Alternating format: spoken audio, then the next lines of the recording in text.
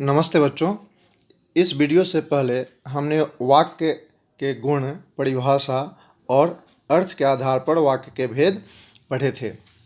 आज हम रचना के आधार पर वाक्य के भेद को पढ़ेंगे और समझेंगे, जिससे परीक्षा उपयोगी प्रश्नों का जवाब आप दे सके। तो आइए हम पढ़ते हैं रचना के आधार पर वाक्य भेद। तो रचना के आधार पर वाक्य के भेद से पहले थोड़ा वाक्य को एक बार फिर देख लेते हैं। सार्थक शब्दों का वह व्यवस्थित समूह जो पूर्ण अर्थ प्रकट करता है उसे वाक्य कहते हैं। जैसे कोयल मधुर गाती है। वाक्य के भेदों का निर्धारण मुख्यतः दो आधार पर किया जाता है, अर्थ के आधार पर और दूसरा रचना के आधार पर। अर्थ के आधार पर हम पढ़ चुके हैं, यहाँ रचना के आधार पर वाक्य के भेद देख रहे हैं। रचना के आधार पर वाक्य के तीन भेद हैं, सरल वाक्य, संयुक्त वाक्य और मिश्र वाक्य। अब यहाँ हम एक एक करके तीनों वाक्य को समझेंगे और देखेंगे। तो आइए हम सबसे पहले सरल वाक्य को समझते हैं। सरल वाक्य स्वतंत्र उपवाक्य है जिसमें कर्ता, कर्म, पूरक, क्रिया विशेषण और क्रिया में से कुछ या सभी घटकों का योग होता है। दूसरे शब्दों में कहें तो इसमें एक कर्ता तथा एक क्रिया होती है। जैसे आयुष पुस्तक पढ़ रहा है, रमन खेल रहा है आदि। अब हम संयुक्त वाक्य को देखेंगे। संयुक्त वाक्य में दो या दो से अधिक उपवाक्य स्वतंत्र रूप से किसी योजक पद से जुड़े रहते हैं।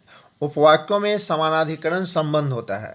स्वतंत्र उपवाक्यों में भी पूर्ण अर्थ का बोध कराने में समर्थ होते हैं। उपवाक्य आपस में योजक पद जैसे किंतु, लेकिन, पर, इसलिए, या, अथवा, तथा और जैसे शब्दों से जुड़े होते हैं। इसका हम दो उदाहरण लेंगे। मेरे पिताजी आ रहे हैं और भाई साहब इंतज़ार कर रहे हैं। राम दिल्ली जाएगा अथवा श्याम वहाँ से आएगा। पहले वाक्य में और दूसरे वाक्य में अथवा, ये दोनों योजक पद हैं।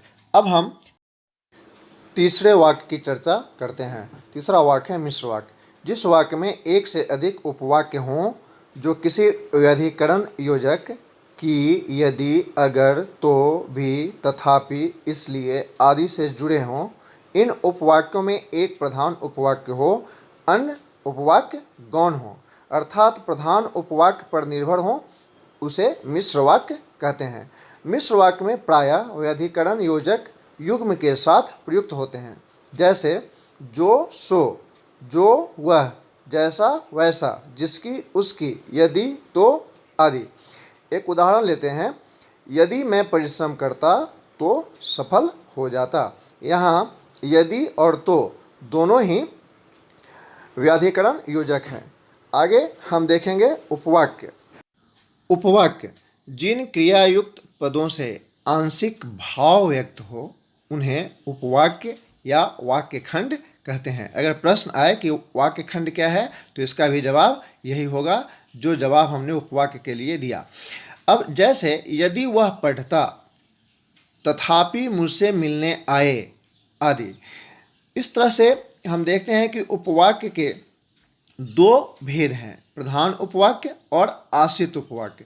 प्रधान उपवाक्य यह वाक्य का वह हिस्सा है जो स्वतंत्र भी अर्थ दे सकता है या जो दूसरे उपवाक्य पर आश्रित न हो। हम कह सकते हैं कि प्रधान उपवाक्य स्वतंत्र अर्थ प्रदान कर सकता है।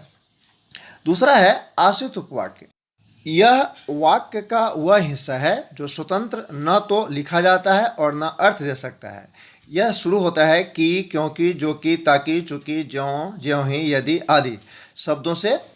तो बच्चों हमने देखा कि वाक्य किसे कहते हैं और रचना के आधार पर वाक्य के कितने भेद होते हैं। साथ ही हमने उपवाक्य का संक्षिप्त परिचय दिया।